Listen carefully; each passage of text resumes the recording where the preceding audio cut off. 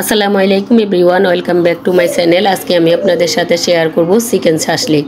এই চিকেন শাসলিকটি ঘরোয়া মশলা এবং খুবই অল্প উপকরণে ঝটপট যে কোনো টাইমে আপনি আপনার ছোট বড় সবার জন্য, পরিবারের সদস্যদের জন্য তৈরি করে নিতে পারেন। আর কিভাবে আপনি ওভেনে এবং চুলোতে তৈরি করে নিতে পারেন একই রেসিপিতে দুইভাবে, তার টিপস এবং টেকনিক আমি আপনাদের সাথে শেয়ার করেছি। তাহলে চলুন এখন আমরা তৈরি করে নিই।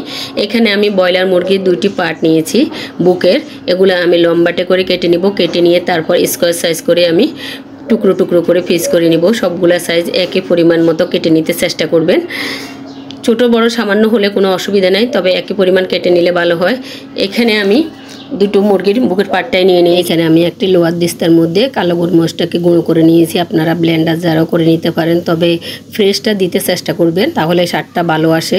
1 চামচ দিয়েছি কালো গোলমরিচ গুঁড়ো, 1 চামচ দিয়েছি লাল মরিচ গুঁড়ো, 1/2 চামচ দিব লবণ।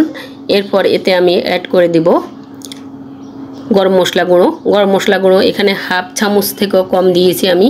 এরপর এতে অ্যাড করে দিয়েছি আমি সয়া সস 2 চামচ।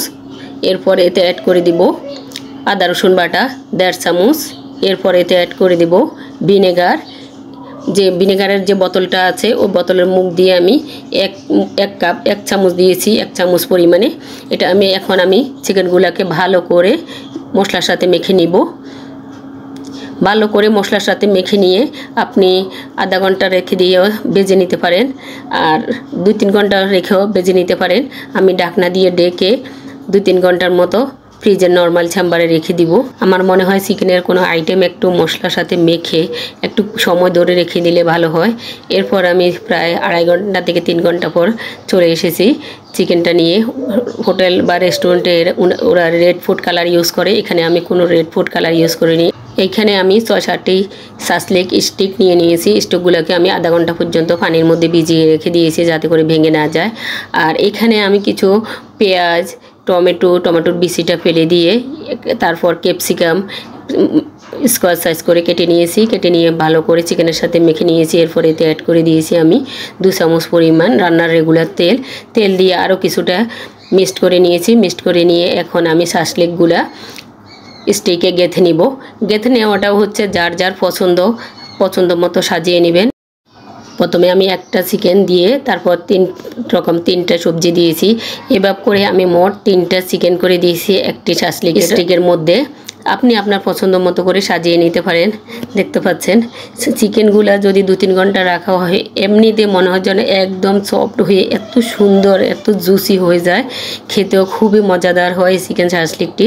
দেখতে পাচ্ছেন এভাবে আমি এখানে 4টি শাসলিক সাজিয়ে নিয়েছি। আমার আরও 3টি শাসলিক হবে। আমি 3 পিস চিকেন দিয়েছি এবং আমি টমেটোটা 2 পিস করে দিতে চেষ্টা করেছি, কারণ টমেটোর একটু পানি বের হবে, টমেটো একটু জুসি হবে। এর জন্য আমার মনে হয় টমেটোটা একটু বেশি বাড়িয়ে দেওয়াই ভালো। এখানে আমার মোট 7টি হয়েছে। এখানে আমরা একটা সস তৈরি করে নিব। এখানে আমি 2 চামচ দিয়েছি আমার বাসায় হোমমেড সস। এরপর এতে অ্যাড করে দিয়েছি আমি 1 চামচ চিনি।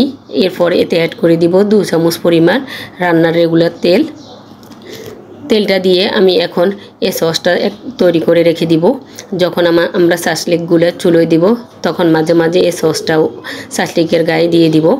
এখন আমি চুলোয় একটি পাইপেন বসিয়ে দিয়েছি। পাইপেনের মধ্যে আমি হালকা করে তেল দিয়েছি, আমি বেশি দিই নাই। আপনারা সামান্য একটু ডুবো তেলেও ভেজে নিতে পারেন। আমি তাওয়া যে পাইপেনটা গরম করে নিয়ে পাইপেনের মধ্যে প্রথমে যে পাশে তেল ওই পাশটা দিয়ে আমি একটু ভেজে নিয়ে তারপর সাইডের দিকে ঠেলে দিচ্ছি। কারণ এইভাবে দিলে কি হয়, আপনার প্রথমে চিকেনের মধ্যে একটু ভাজা হয়, কিছুক্ষণ ভেজে তারপর আমি উপরের দিকে উঠিয়ে দিচ্ছি সাইডে, যেদিকে তেলটা কম, পাইপেনটা একটু কাত হয়ে আছে। আর দেখতে পাচ্ছেন এতে করে একটু পোড়া লুক আসে, এই কারণে দেখতেও ভালো লাগে এবং কি আস্তে আস্তে এইভাবে হবে। আর এইখানে যে 3 পিস, এই 3টা স্টিককে আমি ওভেনে দিব।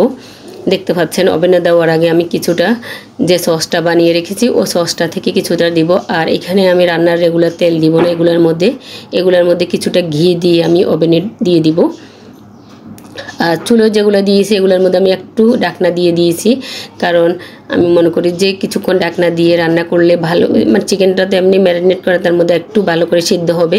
আর যে সসটা বানিয়ে রেখেছি যখন মাঝে হয়ে গিয়েছে তখন এই সসটা আমি কিছুটা শাসলিকের উপরে ব্রাশ করে দিব। আর এখানে এই চিকেনগুলো আমি ওভেনে দিয়ে দিয়েছি প্রিহিট করে ওভেনটাকে। আর ওভেনে প্রিহিট করার পর আমার যে অপশানটা আসে চিকেনের, ওই অপশানটা প্রায় 30 মিনিটের মতো হয়। তবে আমার চিকেনটা অল্পই ছিল, তাই একটু পোড়া পোড়া লুক এসে গিয়েছিল আমার চিকেনটায়। তো আমি মনে করি যে চিকেনগুলা মানে শাসলিকগুলো আমার সবগুলো ফাইফিনে ধরতো, আমার ফাইফিনটা বড়ই ছিল।